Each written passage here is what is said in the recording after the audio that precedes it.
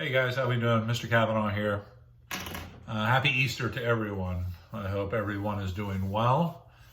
I want to continue on as we delve deeper into the Gilded Age and we start looking at the rise of Teddy Roosevelt and onto William Howard Taft and then onto Woodrow Wilson and then into World War I. So that's where we're headed. World War I, and then we're going to move on to a little bit on the Roaring Twenties, not so much.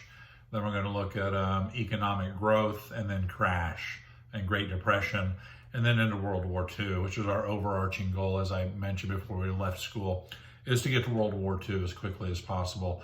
And we are still on the road to do that, to get to World War II. I want to continue on with Teddy Roosevelt. You did that outline, which is due on TR, as he's known. That's when you refer to Teddy, they can just say TR. And you know they are talking about Teddy Roosevelt. Very interesting guy, Teddy Roosevelt. Very interesting. Soldier, author, Nobel laureate, just a man of action, really. The action part comes when he was a younger individual. He's from a very wealthy family in New York, the Roosevelt family. And when he was growing up, he was very sickly, a lot of childhood illnesses. And while all his relatives, cousins, and friends were out running around, he really had to stay inside and convalesce, if you will, from these illnesses that he was dealing with. But once he got past these illnesses, he was just 100 miles an hour after that. He was just never a dull moment. It was complete action all the time for Teddy Roosevelt. I believe it was his daughter who said, or one of his relatives said, that TR, he wanted to be the corpse at every funeral, the bride at every wedding, and the baby at every christening. He was the center of attention. He really was. We have our national parks today because of TR, who was an avid outdoorsman, a big hunter. But he was also, like most hunters, he was a big conservationist. And he saw the need to conserve what we have for future generations. So really our national parks are thanks to TR, because his vision of conserving these grand and glorious places for future generations of Americans. Going back to the center of attention, I remember one story about TR. When he was president, this famous explorer was invited to the White House to meet with Teddy Roosevelt. And so TR goes into the president's office, and about an hour later, they said the guy comes out. And he just kind of had this look on his face. And somebody asked him, "What did you say to the president?" And the guy, all he could respond was, "My name." "What'd you say to the president?" "My name." So the guy had gone into the president's office, introduced himself, and TR naturally, he just took over. Some people said he was a steam engine with legs, going 100 miles an hour all the time. A reader, he would consume books. I mean, he would read a number of books during the week, just on the go all the time. And I think it really stems back from his inactivity as a young man. A sad point in his life, his first wife and his mom both died on Valentine's Day. And TR took that rather hard, naturally. I think in his journal, which he kept, I think on that day, it just had an X through it, and that was it. He didn't write anything about it. And he did confide to some people, said that the light went out of his world on that day. After that, he took off for South Dakota, the Badlands, where he kept a cabin, and he worked as a cowboy for a while, which he looked rather awkward because he wore these very unique glasses that went on his nose. He was a graduate at Harvard, and he really took a lot of ribbing for the way he looked, and he was just somebody from the East who didn't belong out there. But eventually he showed them that he did belong as a cowboy, and he worked hard. So just led this very unique life. Also was rather racist. He was a racist individual. He really was. So really a complex individual, Teddy Roosevelt. So McKinley's killed. TR is sworn into office. TR, the key thing I want you to remember about TR, he ushers in a unique brand of foreign policy. Foreign policy, how we deal with foreign nations. Boom, there it is. TR's foreign policy was known as big stick diplomacy. And you need to have that in your notes, and you need to remember it. You'll see a quiz or question about that later on. So Teddy Roosevelt, big stick diplomacy. TR had a number of sayings. And one of them was speak softly, which is this old African adage. Speak softly, but carry a big stick. That means you don't have to raise your voice a lot or speak a lot, but you have this big stick to whop somebody over the head if you need to. And TR's big stick became our military, especially the Navy. TR naturally, having been one of the secretaries of the Navy, undersecretaries if you will, he was a huge proponent of the Navy and poured a lot of money into the growth of our Navy, which at the time was known as, jot this down as well, the Great White Fleet. And that's how TR exerted American influence around the world with this big stick diplomacy. TR's big stick to hit somebody was our Navy, the Great White Fleet. So big stick diplomacy was a type of diplomacy by force, utilizing the Navy to press American interests around the world. So under TR, we are taking a leading role, or attempting to, around the world. While TR is in office, he proposed what's called the Roosevelt Corollary to the Monroe Doctrine, which we never really talked about. The Monroe Doctrine, which is in my notes that I'm going to put online for you. Monroe Doctrine under President Monroe, 1823, which was actually authored by John Quincy Adams, who I believe was Secretary of State at the time. But the Monroe Doctrine was a warning to European countries, stop imperializing into South or Latin America and other parts of the Americas. Stay out, stop imperializing. If you do, we may have to throw down with you. When TR comes into office, he adds the corollary to the Monroe Doctrine, and he sends a warning out to our neighboring countries. Hey, be careful who you start to deal with around the world.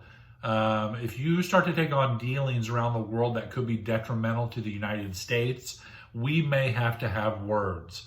You may have to have a meeting with the Great White Fleet.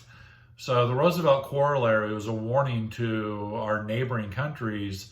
Be careful of relationships or dealings that you form that may be detrimental to the United States, or we are going to have a deep discussion about that. So the Roosevelt Corollary to the Monroe Doctrine. So TR is really flexing American might.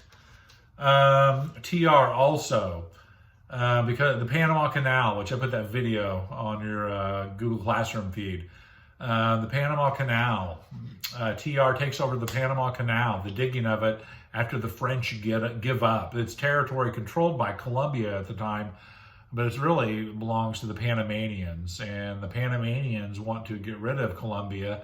And so after the French pull out, they say to TR, hey, if you come in and back our independence and get our back and protect us, then we'll give you this stretch of land. So TR recognizes the independence of Panama and the Panamanians, and Panama then lets us have entitlement to the land.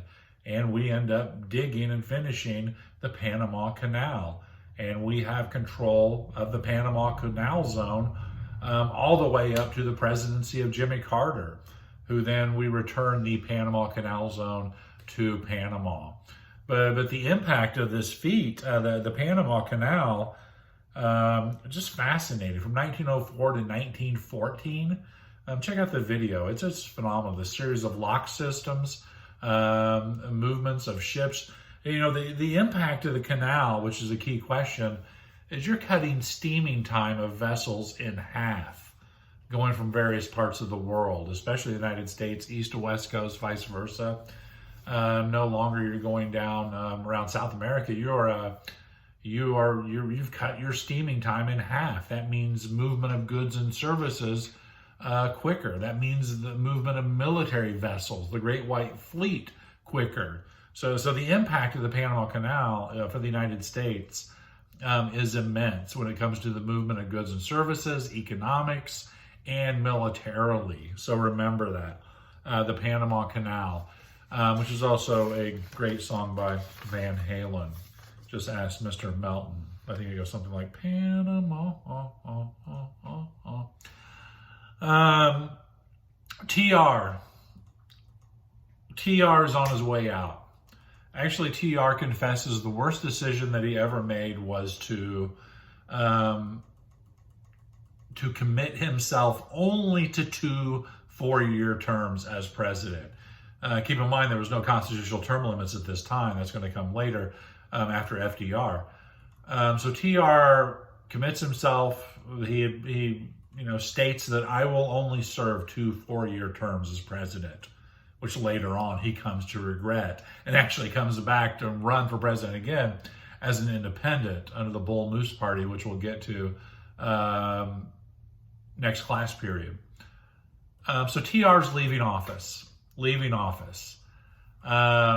next person that comes into office, a unique relationship with TR, some say is his protege, if you will, is William Howard Taft, a very large man of stature. The rumor goes that he got stuck in a White House bathtub, which I think is I think it's untrue.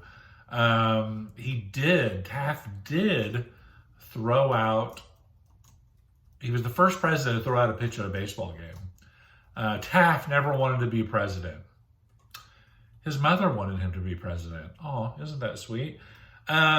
Taft's dream job was to be on the Supreme Court. That's what he really wanted to do, which his wish will come true later on, as we'll discuss. But Taft is the new president of the United States.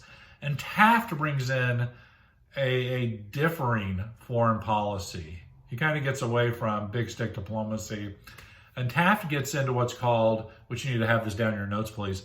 It's called dollar diplomacy. Dollar diplomacy.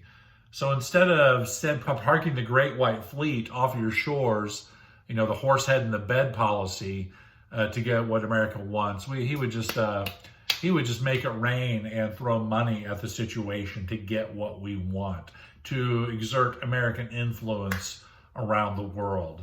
So TR, practitioner of dollar diplomacy, Taft, practitioner, or check. TR, practitioner of big stick diplomacy, and Taft, the practitioner of dollar diplomacy. Here's a question for you. What do we practice today? Think about that for a second while I take a drink. What do we practice today? Big stick diplomacy or dollar diplomacy?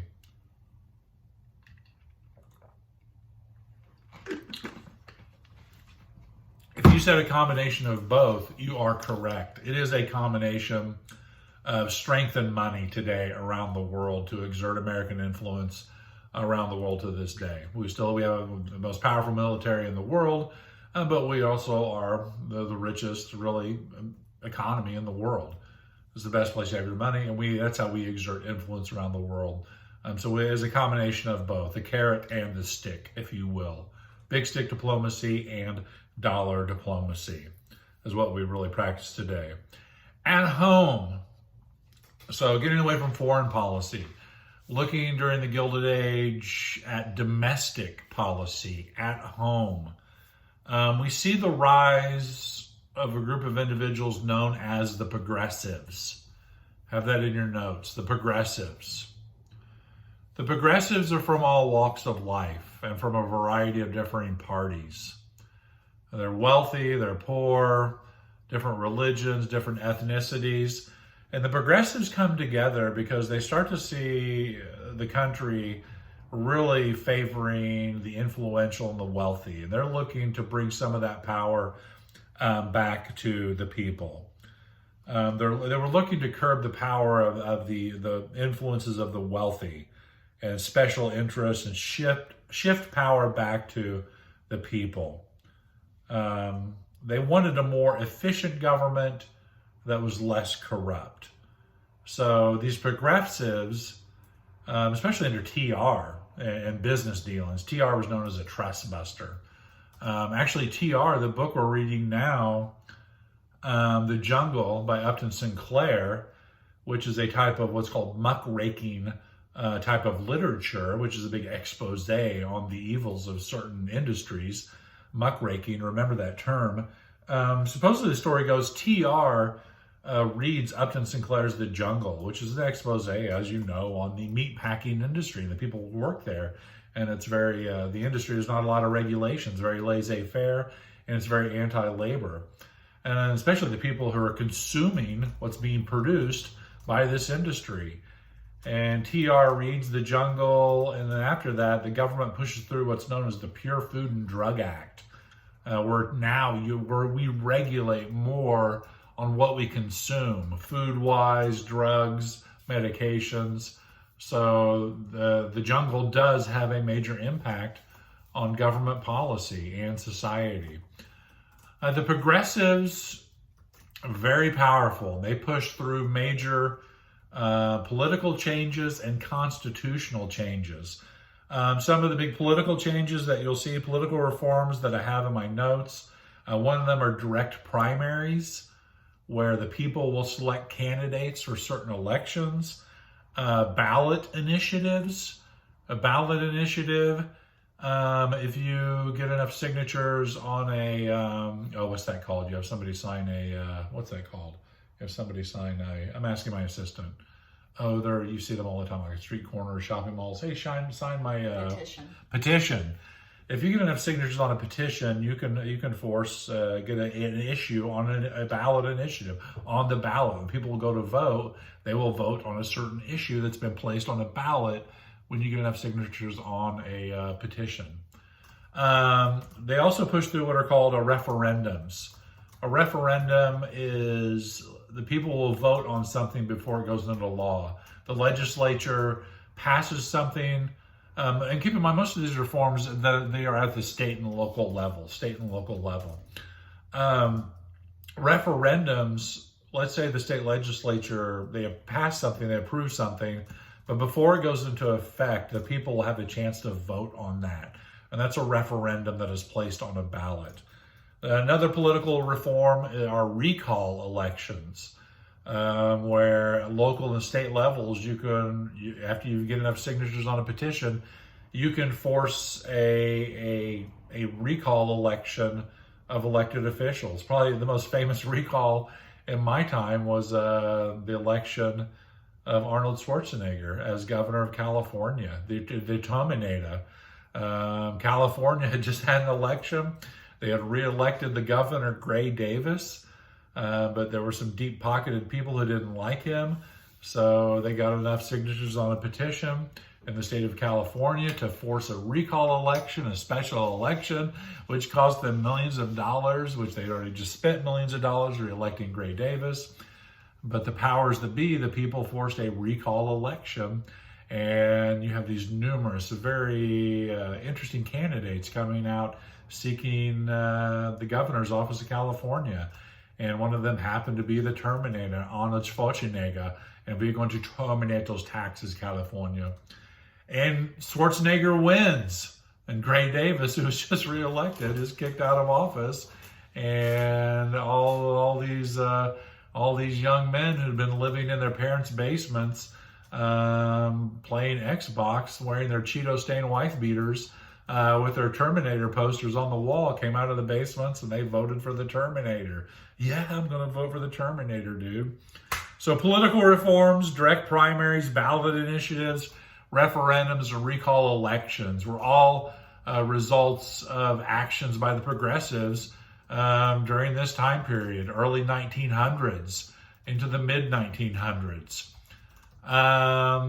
Some of the key achievements of the progressives were their constitutional changes that you really need to know. You really need to know these amendments that were pushed forward by the progressives. They're known as the Progressive Amendments. You need to know these. They are the 16th, 17th, 18th, and 19th amendments to the Constitution. You need to know them. 16th Amendment called for a graduated income tax. So the more you make, the more you pay. Like me, I make a ton of cash. I make LeBron money. So man, my taxes are through the roof. So 16th Amendment of the Constitution, graduated income tax. 17th Amendment to the Constitution, direct election of senators. So now the people, they will select who their senators are at the national level. Before this, senators were selected by the states, by the state legislatures. And the states were always selecting these political flunkies who would go to Washington and do the work and bidding of some political machine, some corrupt organization back home. And the progressives, the people, hated this. So they were able to push through the 17th Amendment to the Constitution, which now allows the people to select our senators. Let me get another drink and you can tell me who Indiana senators are right now.